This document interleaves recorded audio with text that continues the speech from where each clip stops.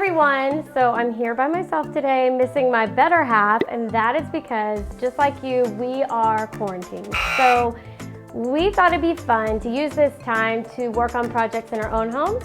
And so today, you're gonna help me out as I redo the busiest hallway in my house. And I love how it turned out. Come check it out.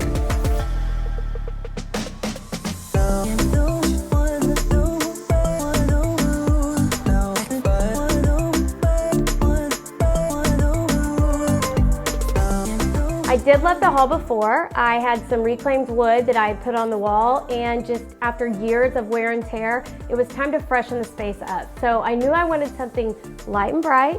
Now, my first step was removing the old wood. That was a task because I definitely gotten a little happy with the construction adhesive prior to that with the other wall. Once I had that removed, I got started on my project. So what I did on this wall was a board and batten treatment. Now y'all know we've done a ton of those, but each one is just a little bit different. And this time I had to really get creative and use products that I knew I could get a hold of because getting stuff right now is quite difficult. And I also wanted something very low profile that stuck as close to the wall as possible since it's a narrow space. So the first step is going to be to plan your wall. So I took the full length measurement of that wall, and then I decided how close I wanted my battens to be together.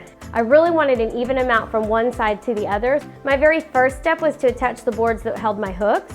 Now I used a 1x8 board, and I bought 2 of them because the length of my wall is longer than 8 feet. And I knew I wanted that seam in the center, so that is what I did. And I figured out where I wanted it on the wall. Make sure you use a level on this part so you get it nice and straight.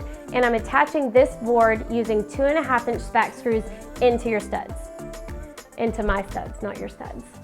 One of the things that I'm gonna have to work around is that air register for the air conditioning. And so what I have gone and done is marked exactly where it is from the wall to where it starts, and then I've drawn the pattern for where it needs to be cut out, and I'm going to use my jigsaw to go cut this space around it. Now, it's not going to be the exact same shape as that face frame of that air register.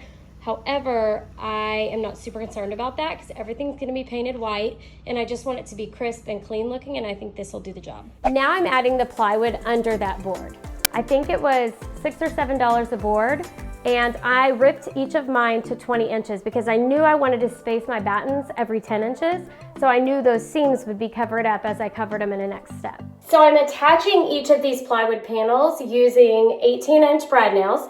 And I am finding my studs, but then I'm also just putting a few in around the wall too. And I actually didn't even use glue on this because I'm confident that it will stick. If you are in an area with like high moisture or something like that, you're definitely going to want to use panel adhesive behind it. But I'm gonna get the rest of these done. All right, I got all my boards cut, and I'm starting with the one on the left side. So this is that 1/4-inch plywood I told you about, and this specific board is going to need a hole cut for an outlet. So I will show you my very professional drawing on how I do this. So I literally just draw a very fine sketch of the board itself, and then I draw exactly where that hole needs to be, because that's the only way that my brain can do it. And so then I bring it out here and I use my tape measure to make these marks, and I draw them with a line. I used a larger drill bit to drill a hole in just one corner of this square that I've drawn. And now I'm gonna take my jigsaw blade and come through that hole, and then I'll trace around the whole thing with the jigsaw. Now, it's moments like these that I really wish I had Ashley on Shantycam, friends. So I've got my top boards attached. I've got my underlayment attached with the seams every 20 inches. And now it's time to add the battens, the little boards in between. So for these, I used poplar boards, and these are 1/4-inch poplar boards, super inexpensive. You can get them in different widths, and you can also get them in like 2 and 4 foot lengths. I bought 4 foot lengths, and each of mine is 1.5 inches wide. That's it. It's 2.5 inches wide.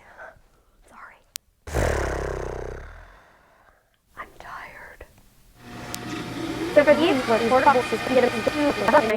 so for this part, I'm using poplar craft board. I am using 2.5-inch wide boards. Each of these is only 1/4 inch thick, and they're 4 feet long each. Boom. All right. I'm attaching these boards using wood glue and the same brad nails through my underlayment and into the wall. and everything is nice and straight. So I started with my first, I'm gonna work my way down the wall. I covered my seams, but I'm also putting one in between each so that I have smaller spacing in between. Hurry. It's okay. Oh, you're on camera? I am. Go. Okay. Hashtag coronavirus. So now I have the whole wall done, and it's actually one of the most important parts, and that would be the caulk. Yes, guys. Our dad once taught us that caulk and paint make a woodworker what they ain't.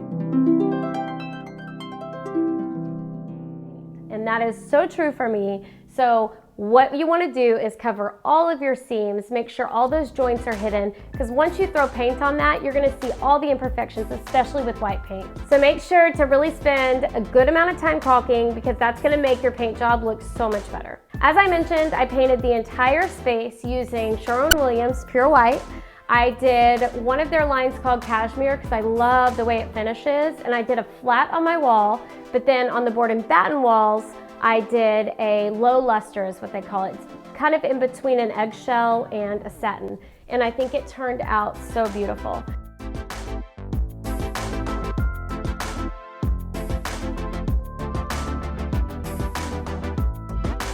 Once I had it all painted, it was time for the fun part, which was decorating it. I was able to use some of that wood from the wall that I took down previously to make some new frames for my kids, and I'll be sharing that project really soon.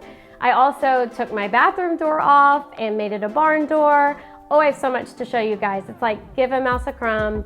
I've had project after project, so I can't wait to show it to all to you. You will be visiting Ashley's house next. Tag She's It, and I do miss her and can't wait till we can work together again. But in the meantime, enjoy us finally working on projects in our own homes instead of somebody else's. So y'all stay tuned next time and stay safe. Goodbye. Out. Things are looking a little bit different. I know, nope, I'm gonna do it again. Hey guys, Whitney here. Nope, that's stupid. Okay, all right. Hey guys, and all right. This is so annoying. It's so hard to be by yourself. And I knew Okay, all right, so that flowed good. Shut up. So I took my time on this part and did a Also fill your nail holes with wood. No. And because this material is so thin, I chose not to even use construction adhesive. And, am I recording?